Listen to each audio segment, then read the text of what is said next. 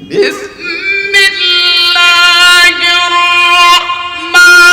الرحيم والسماء والطارق وما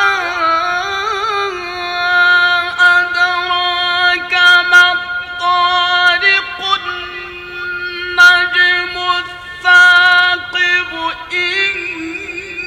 كل نفس لما عليها حافظ فلينظر الإنسان مما خلق من ماء دافق يخرج من بين الصلب